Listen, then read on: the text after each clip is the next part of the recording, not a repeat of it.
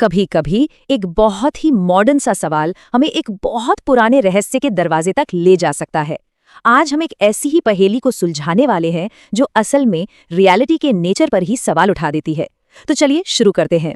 ये सारी कहानी शुरू हुई एक ऑनलाइन फोरम पर पूछे गए एक बड़े ही दिलचस्प सवाल से। ज्ञान और बुद्धि के लिए किसकी पूजा करनी चाहिए, गणेश की या सरस्वती की? ये एक ऐसा सवाल है जो शायद हम में से कई लोगों के मन में कभी ना कभी आया ही होगा। पर मजे की बात यह है कि इसका जवाब किसी एक को चुनने में है ही नहीं, बल्कि एक बहुत ही गहरे फलसफे को समझने में है जो हजारों साल पुराना है। आइए इस रहस्य की परतों को एक एक करके खोलते हैं। तो जवाब ढूंढने के लिए हमें टाइम ट्रैवल करके थोड़ा पीछे जाना होगा, ये समझने के लिए कि प्राचीन ऋषि मुनि असल में क्या चाहते थे। देखिए, प्राचीन ऋषि मेधा की खोज में थे। मेधा का मतलब सिर्फ किताबी ज्ञान नहीं होता, ये असल में इंटेलिजेंस, मेमोरी पावर और डीप विजडम का एक कमाल का कॉम्बिनेशन है। वो इसी शक्ति को पाना चाहते थे। और मेधा को पाने की ये इच्छा इतनी ज्यादा थी कि इसके लिए खास भजन लिखे गए जिन्हें सूक्त कहा जाता था। ये सिर्फ पोएम्स नहीं थी, बल्कि ये वो पावरफुल प्रेयर्स थी जिनसे डिवाइन शक्तियों का आशीर्वाद मांगा जाता था। और यहीं आकर कहानी में एक ट्विस्ट आता है। मेधा सूक्त की जो प्रार्थना है वो किसी एक देवता के लिए नहीं है। इसमें वरुण, अग्नि, इंद्र, वायु यानी एक नहीं बल्कि कई डिवाइन पावर्स को पुकारा जा रहा है। अब ये बात हमारे ओरिजिनल सवाल पर ही एक बड़ा सा क्वेश्चन मार्क लगा देती है ना? और बस यहीं से हम उस फलसफे की दहलीज पर पहुंचते हैं जो हमारे देखने का पूरा नजरिया ही बदल देगा। तो बात यह है कि वो पुराने ऋषि मुनि ये डिसाइड नहीं कर रहे थे कि कौन सा देवता बेस्ट है।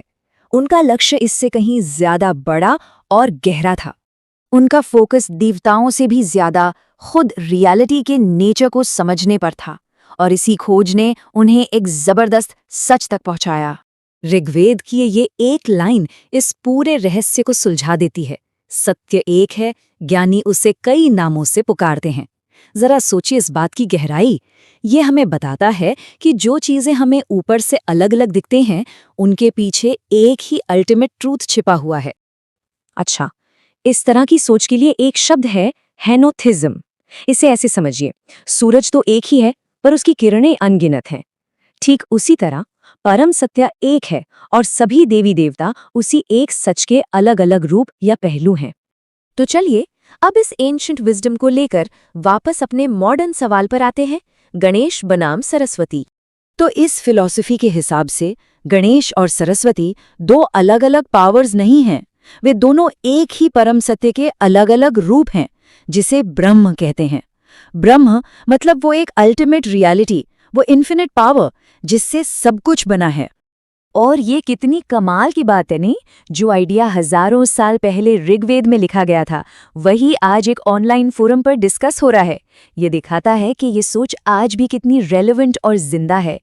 तो पॉइंट ये है कि ये कोई कंपटीशन है ही नहीं।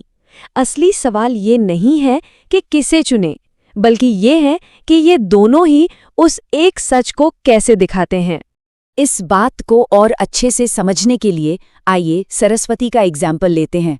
आप देखेंगे कि इन रूपों के पीछे कितने गहरे मतलब छुपे होते हैं।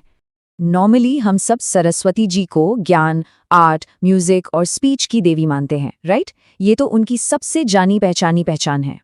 लेकिन जब हम थोड़ा और गहरा जाते हैं तो एक ऐसा पहलू सामने आता है जहां साइंस और स्पिरिचुअलिटी मिल जाते हैं। उन्हें सिर्फ एक देवी नहीं बल्कि एक जीती जागती धारा के रूप में भी देखा जाता था। कुछ मॉडर्न रिसर्च पेपर्स ने एक बहुत ही माइंड ब्लोइंग कनेक्शन बताया है सरस्वती नदी और हमारे दिमाग और रीढ़ की हड्डी में बहने वाले सेरेब्रोस्पाइनल फ्लूइड के बीच। इस नजरिए से सरस्वती ज्ञान की वो फिजिकल धारा हैं जो हमारे नर्वस सिस्टम को जिंदा रखती हैं। और बात यहीं खत्म नहीं होती, एक और भी गहरा मतलब है। सरस्वती अनाहत नाद का प्रतीक है, यानी वो अनस्ट्रक साउंड, वो कॉस्मिक वाइब्रेशन जिससे ये पूरा यूनिवर्स बना है। तो इस तरह वो सिर्फ हमारी बोली नहीं बल्कि हर आवाज का सोर्स है। तो देखिए, एक सीधे से सवाल से शुरू हुई हमारी ये जर्नी गणेश या सरस्वती हमें कितने गहरे और यूनिफाइंग कंक्लूजन तक ले आई है। तो ये गणेश वर्सेस सरस्वती का मामला है ही नहीं, ये असल में गणेश और सरस्वती का मामला है। ये फिलॉसफी हमें सिखाती है कि चीजों को आइदर और में ना देखें, बल्कि उन सब के पीछे छिपे हुए एक ही सच को पहचानें। तो आखिर में ये सवाल हमारे लिए बचता है, अगर गणेश, सरस्वती और अनगिनत दूसरे रास्ते एक ही मंजिल की ओर जाते हैं, तो शायद असली विजडम किसी एक रास्ते को चुनने में नहीं, बल्कि ये देखने में है कि हर अलग रास्ता उस एक ही मंजिल का कितना खूबसूरत और यूनिक व्यू दिखाता है।